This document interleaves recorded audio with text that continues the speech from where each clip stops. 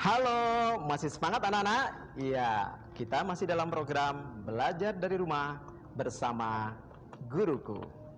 Anak-anak dan juga para pemirsa yang dirahmati oleh Allah, akan kita lanjutkan pelajaran kita dengan cara membaca Quran Surah Al-Falaq. Kita pelajari huruf-huruf yang perlu diperhatikan di dalam Quran Surah Al-Falaq. Sambil Pak Zainul menjelaskan tentang huruf-huruf di dalam Quran Surah Al-Falaq, barangkali ada anak-anak yang mau bertanya, bisa call langsung di telepon interaktif 031 2103 kali 501 ya, di bawah ini. Oke anak-anak, Pak Zainul akan lanjutkan. Di dalam surah Al-Falaq anak-anak, ada huruf-huruf yang memang perlu diperhatikan karena huruf-huruf ini saling berdekatan atau hampir mirip di dalam pengucapannya. Pak Zainul, aku capek. Oh iya Jo, kalau kamu capek duduk dulu ya. Iya, makasih. Ya, Pak Ijo saya dudukkan dulu anak-anak ya, supaya tidak capek.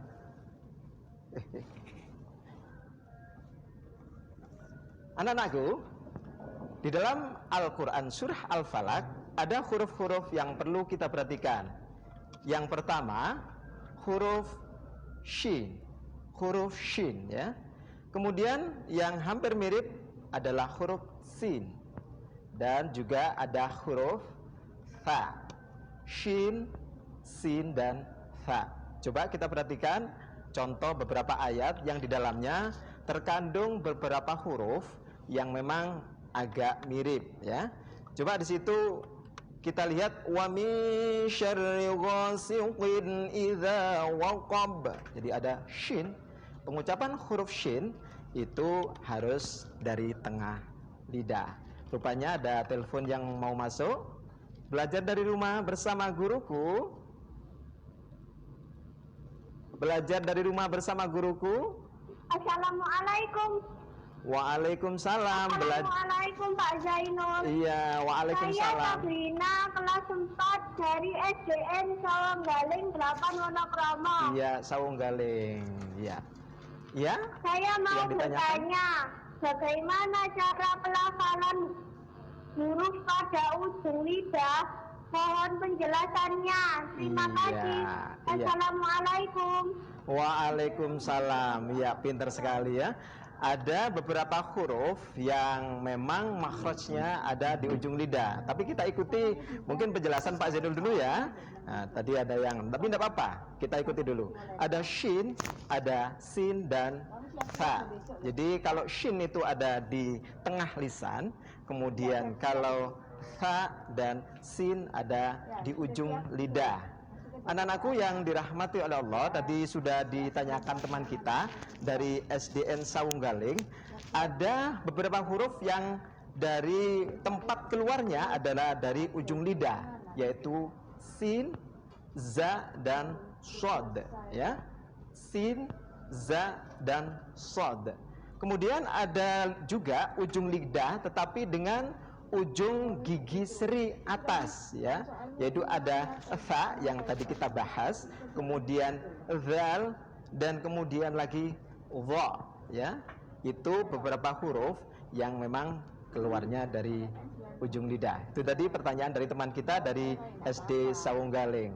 Oke anak-anak semuanya, sambil kita menunggu telepon berikutnya atau pertanyaan berikutnya, Pak Zainul lanjutkan dengan huruf-huruf yang perlu kita perhatikan di dalam penulisan, di dalam pelafalan ya. Kita masih pelafalan dulu. Ada huruf dal dan juga huruf zal ya. Jadi ada huruf dal dan huruf dal. Ya, rupanya ada telepon masuk. Belajar dari rumah bersama guruku.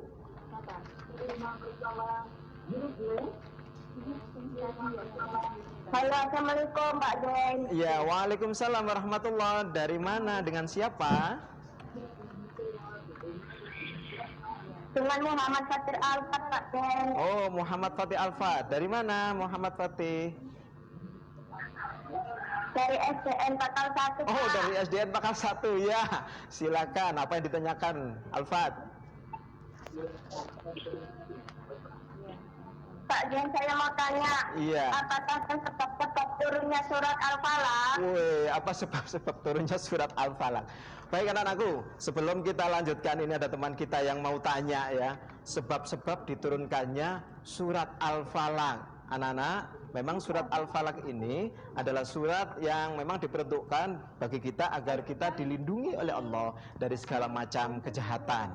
Anak-anakku, sebab-sebab turunnya surat Al-Falaq ini adalah ketika di zamannya Nabi kita Muhammad SAW, beliau pernah terkena sihir anak-anak. Siapa yang menyihir? Ya, siapa yang menyihir? Yang menyihir adalah seorang Yahudi yang namanya Labid bin Al-Aqsam. Ketika Rasulullah sakit, kemudian datanglah dua orang malaikat.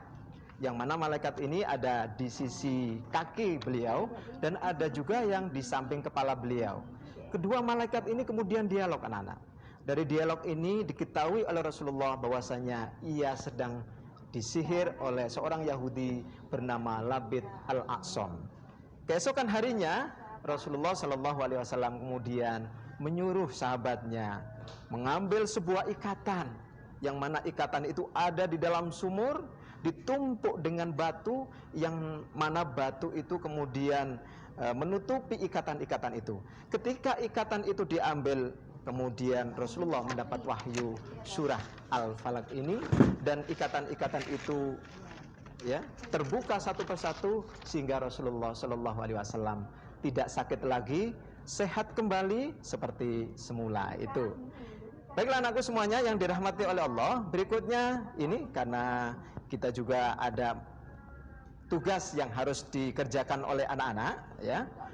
Sebelum tugas Pak Zainul sampaikan ya, ada kesimpulan dari materi hari ini. Yang pertama bahwasanya di dalam kehidupan kita banyak orang, ada yang baik, ada yang jelek, makanya kita harus berlindung kepada Allah dari segala kejahatan makhluknya.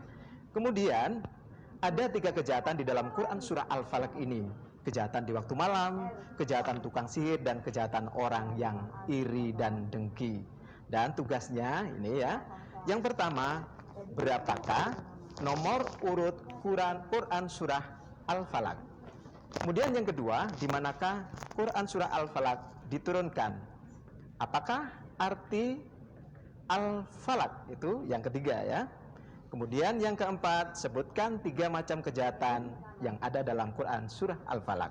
Dan berikutnya, bagaimana cara menulis huruf wawu dan ro yang benar. Saya kira itu tugas-tugas yang anak-anak kerjakan, nanti dikumpulkan di gurunya masing-masing. Dan hari ini anak-anak masih ada kelanjutan dari program kita. Anak-anak tolong terus stay di SBU TV, dibilangi adiknya, dibilangi tetangganya yang kelas 3, karena berikutnya ada materi bahasa Inggris yang akan disampaikan oleh Master ya, Dedi